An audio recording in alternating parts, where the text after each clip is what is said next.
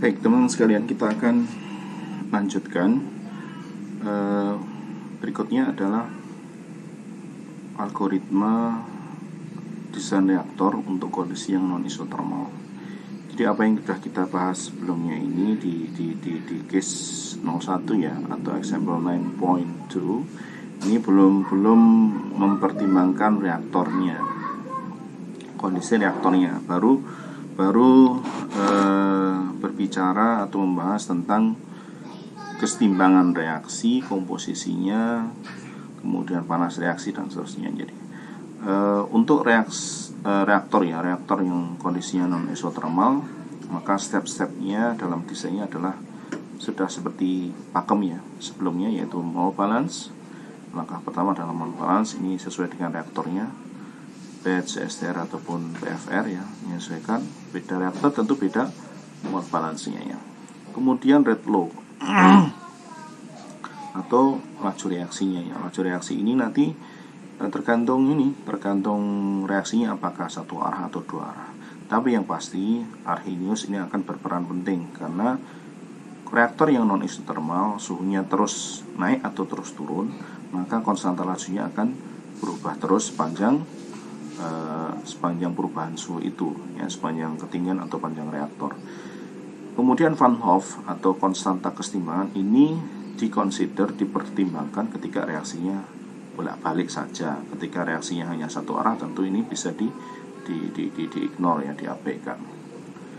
Langkah ketiga adalah stoichiometry ya. Stoichiometry ini tergantung fasenya ya. Fase gas ya, kita harus hati-hati. Fase gas kita harus mempertimbangkan berapa epsilonnya ya, perubahan volumenya, asumsi gas ideal dan seterusnya. Kemudian perhitungan kalau kemudian reaksinya bolak-balik ya, harus diperhatikan adalah konversi saat setimbangnya ya, untuk konversi maksimumnya, terus konversi desainnya berapa. Kemudian juga panas reaksi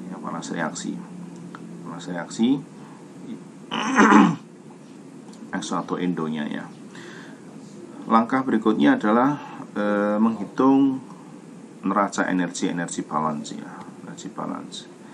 Nah, ini nanti kemudian akan kita bahas pada slide berikutnya ini nanti. Dan nanti terakhir adalah heat effect. Heat effect ini adalah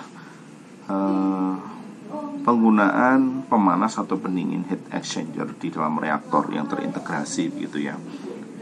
Heat effect ini nanti kita akan consider ketika reaktornya adalah non adiabatis ya, non adiabatis. Jadi ada transfer panas, ada proses pendinginan, ada proses pemanasan, ada penggunaan coil ataupun jaketnya.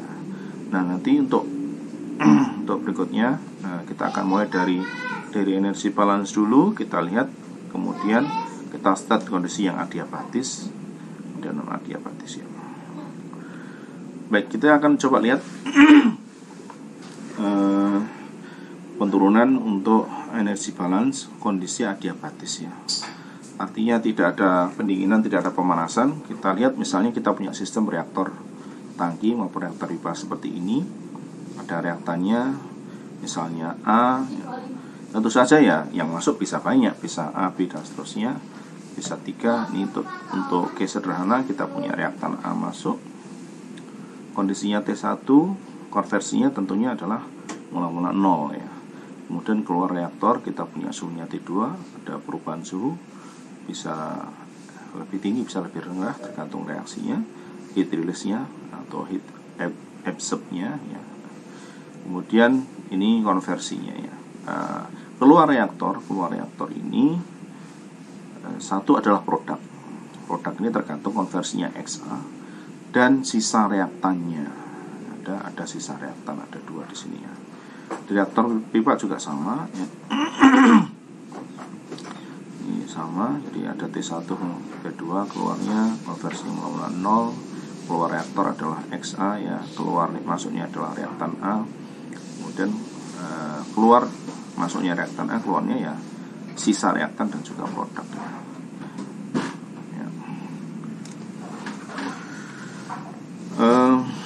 Untuk kondisi adiabatis biasanya adalah karena tidak ada heat transfer, biasanya ya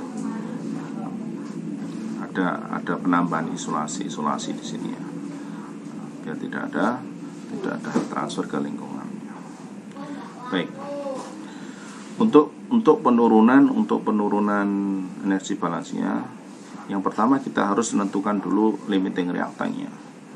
Kalau kita memiliki reaktannya lebih dari satu, kita tentukan mana yang menjadi basic perhitungannya, apakah A atau B. Kalau kemudian hanya satu reaktan saja A, ya berarti automatically dia adalah sebagai limiting reaktannya. Mengapa? Ini menjadi penting karena nanti perhitungan neraca energi akan based on limiting reaktan ini. Kemudian kita menggunakan simbol atau angka 1, 2 ini untuk suhu 1 berarti dia masuk reaktor, suhu 2 berarti dia suhu keluar reaktor. Ada single single slash atau single upstroke ya. Ada double slash ya, satu slash itu aja, single slash, double slash di sini. Kalau CP adalah mean specific heat, jadi specific heatnya untuk ada single slash berarti ini menunjukkan feed ya, unreacted feed. Jadi ketika dia masuk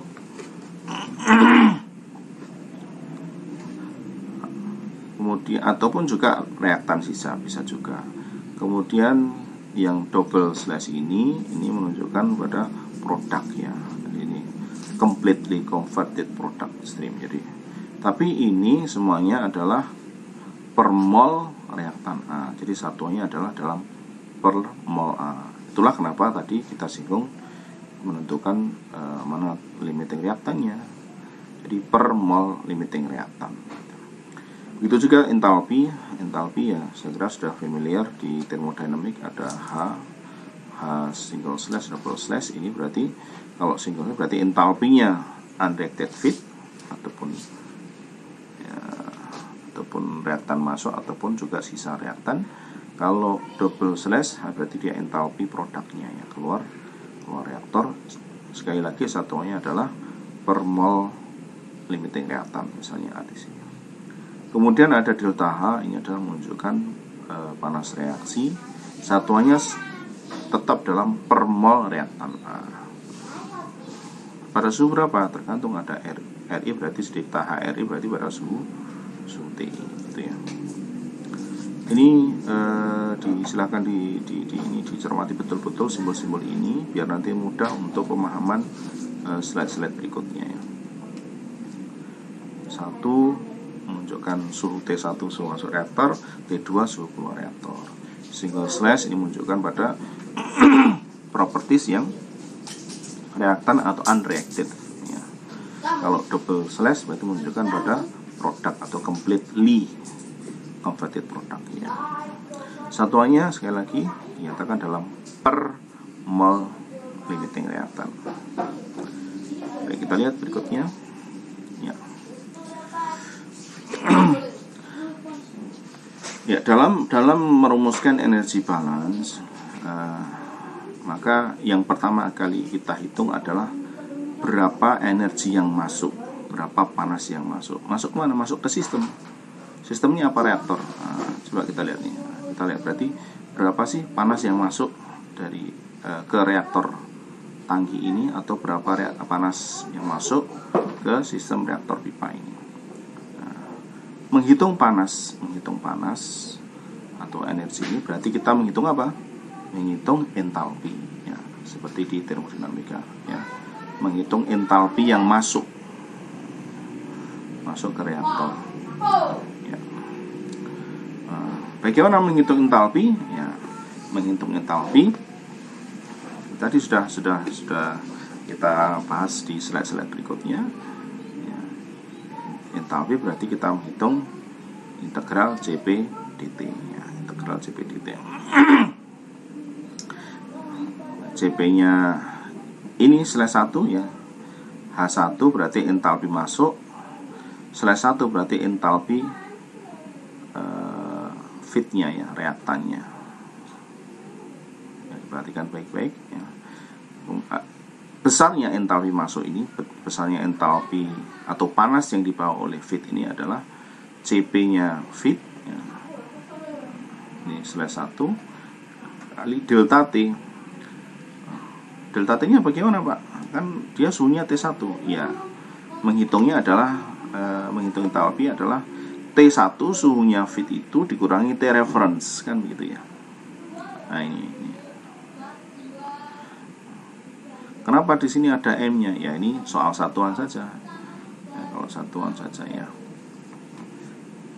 Karena kita sudah menyatakan dalam per mol ya, per mol limiting reaktan atau per mol A, berarti kita cukup nyatakan dalam CP ya, atau CP/1 ya. Ini delta T ini. T-nya adalah T1 dikurangi T reference. Kalau kita ambil T1 sebagai T reference, T1 adalah suhu masuk reaktor ya, maka entalpi masuk reaktor adalah dihitung dengan bersamaan 5A. Sebentar, Pak, kenapa T-nya, T reference-nya T1, kenapa tidak 298 ya? Bisa saja ya, T reference itu bebas ya, yang penting adalah konsisten. Bisa T itu T1, bisa T2, bisa juga 298. Levenswil memilih T reference-nya untuk penurunan persamaan energi balance ini, memilih T reference-nya adalah T1. Saya kira adalah untuk mempermudah perhitungan, mempermudah penurunan persamaan. Sehingga ketika T referensinya adalah T1, maka automatically ya entalpi masuk reaktornya ya 0. CP aksen atau slash T1 -1 0, jadi gampang temennya. Ya, bisa dipahami sampai sini. Jadi entalpi masuk, kita hitung dulu entalpi masuk. Yang masuk apa? Feed. Nah, itu adalah yang masuk adalah feed atau reaktan. Nah, masuk ini. Berapa entalpinya nih ya? CP-nya berapa kali delta T. CP-nya CA atau CP aksen kalikan delta T. T1 min T reference. T reference-nya adalah T1. Gitu ya. Kemudian entalpi yang keluar reaktor. Ini entalpi masuk, entalpi keluar. Panas yang keluar reaktor. Artinya kita menghitung berapa panas yang dibawa oleh satu adalah produk, yang kedua adalah sisa reaktan. Ingat, keluar reaktor ini kan ya, keluar reaktor tuh ada produk, ada juga sisa reaktan. Maka di sini kita menghitung dua entalpi produk dan entalpi sisa reaktan. Bisa dipahami? Ya, sekarang kita ke sini. Nah, sekarang menghitung entalpi produknya. Produknya itu secara stoichiometri ya, sebesar yang konversinya CA0 kali XA kan, kalau ditulis geometrisnya. Kalau sisa reaktan adalah CA0 1 min XA, begitu ya. Nah, sekarang entalpinya produk adalah simbolnya adalah H2. H2 ini double slash ini menunjukkan dia sebagai converted product ya, menunjukkan produk. Entalpinya produk bukan entalpinya reaktan, begitu ya, kali XA, karena ini sebenarnya CA0 XA begitu, karena ini satunya dalam per mol reaktan A atau limiting reaktan, maka menjadi H2 double slash itu ya, kali XA. Ini adalah produknya. Bagaimana reaktan sisa? Reaktan sisa ya entalpi reaktan H/1. Kenapa di sini ada 2 ya? Karena dia keluar reaktor. Nah, perhatikan di sini ini ada H1 slash single slash H2 single slash. Berarti ini entalpi reaktan masuk reaktor, entalpi reaktan keluar reaktor, gitu ya. Ini H2 double slash berarti entalpi produk ditunjukkan oleh double slash-nya 2-nya menunjukkan keluar reaktor. Ini reaktan sisa ya. Sampai sini diperhatikan baik-baik ya, mudah-mudahan bisa dipahami. H2 single aksen 1 main XA, ini sisa reaktannya. Nah ini sama dengan, ini kita jabarkan satu-satu produknya. Produknya adalah H2 double aksen XA. Entalpinya apa sih? Entalpinya tadi kan CP delta T. CP-nya siapa? Tentunya CP-nya produk. Maka muncul di sini CP double aksen ya, double aksen, double slash di sini. Ini menunjukkan CP-nya produk kali delta T. Nah, T-nya T berapa? T2. Dikurangi T reference. Referensinya tadi adalah T1. Maka di sini muncul T2 min T1 ya.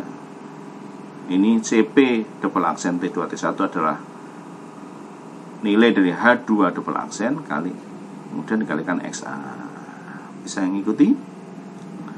Kemudian penjabaran dari entalpi reaktan sisa, berarti entalpinya berapa? Entalpi reaktan ya CP-nya reaktan mau di sini. CP single aksen ya kali delta T, T-nya T2 min T reference. Kenapa T2? Karena dia keluar reaktor dikurangi T referensinya T1. Ini 1 min XA. Jadilah persamaan 1 5P. Nah, silahkan dipahami baik-baik, ini basic sekali. Kalau belum paham betul diulangi, coba dicermati lagi video ini ya. Jadi 5A ini adalah entalpi masuk 0. Kemudian 5B adalah menghitung entalpi keluar reaktor ya. Baik, kemudian panas masuk sudah, panas keluar reaktor sudah. Sekarang panas reaksinya, baik exo ataupun endo ya.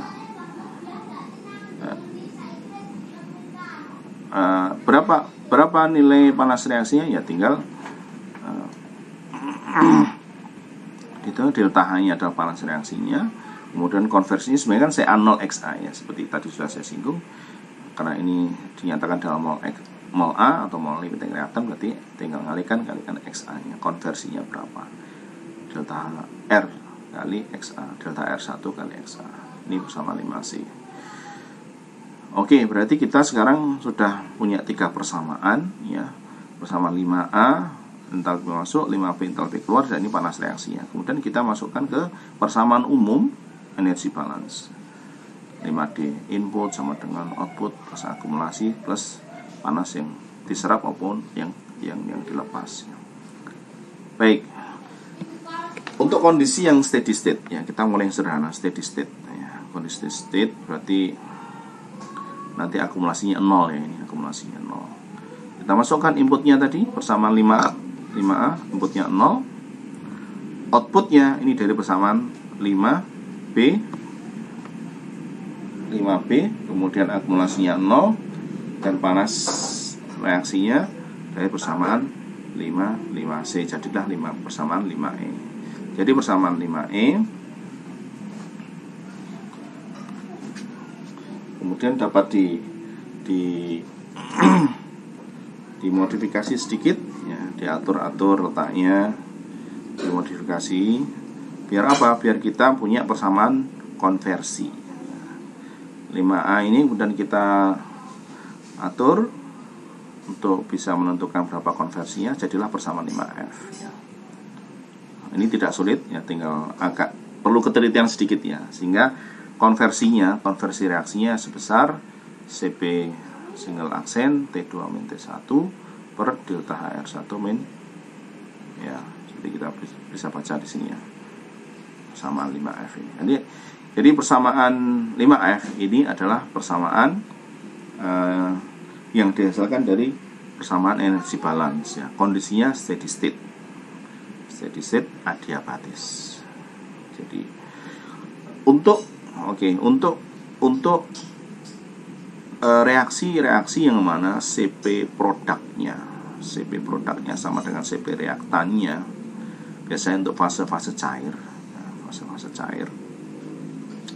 fase cair, ataupun kadang-kadang fase gas juga, tetapi mereka molekul-molekul yang berdekatan, misalnya isobutan, N-butan, ya, N-pentin, isopentin itu kadang-kadang mirip-mirip CP-nya, sehingga atau CP-min-nya rata-ratanya itu mirip. Maka persamaan 5F ini bisa disederhanakan karena CP produk sama dengan CP reaktannya, ya. Maka persamaan delta H ini, delta HR1 ini, kalau ingat dari persamaan perhitungan entalpi, delta H2 sama dengan delta H1 plus integral delta CP dt, maka karena CP-nya sama, maka delta H2 sama dengan delta H1 gitu.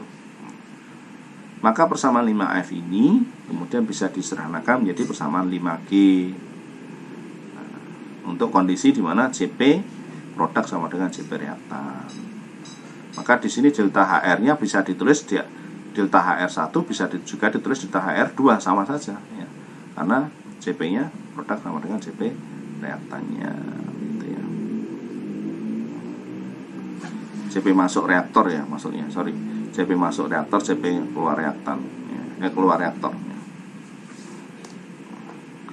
Ya rata-rata bias. Apalagi untuk CP produk dan reaktan sama itu berlaku juga, lebih berlaku lagi.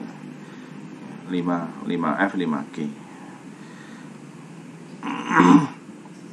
Atau bisa juga disederhanakan menjadi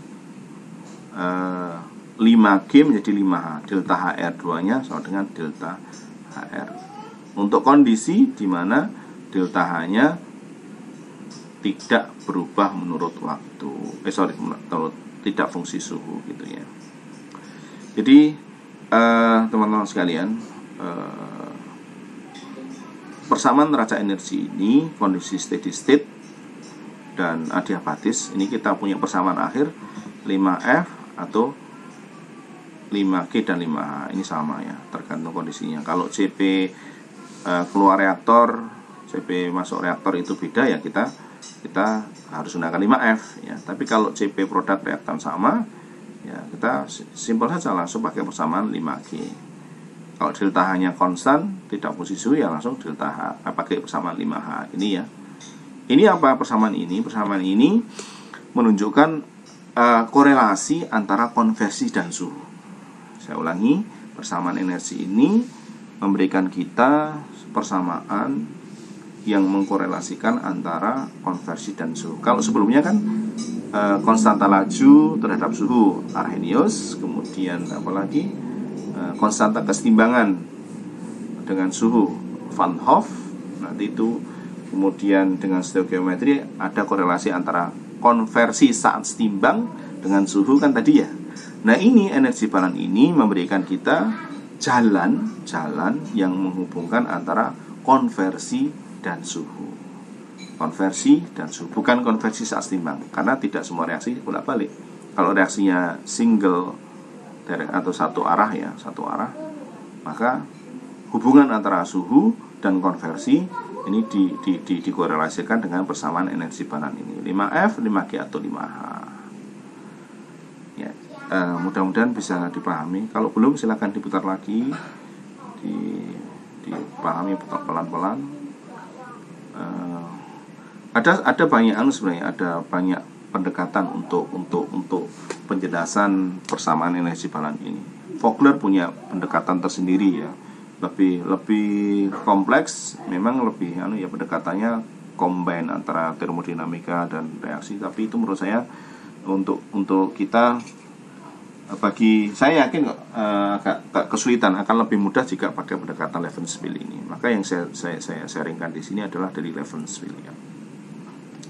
Baik, kemudian itu tadi persamaan 5 tadi, 5 sampai 5H tadi, 5A sampai 5H adalah persamaan untuk kondisi reaktor yang steady state adiabatis.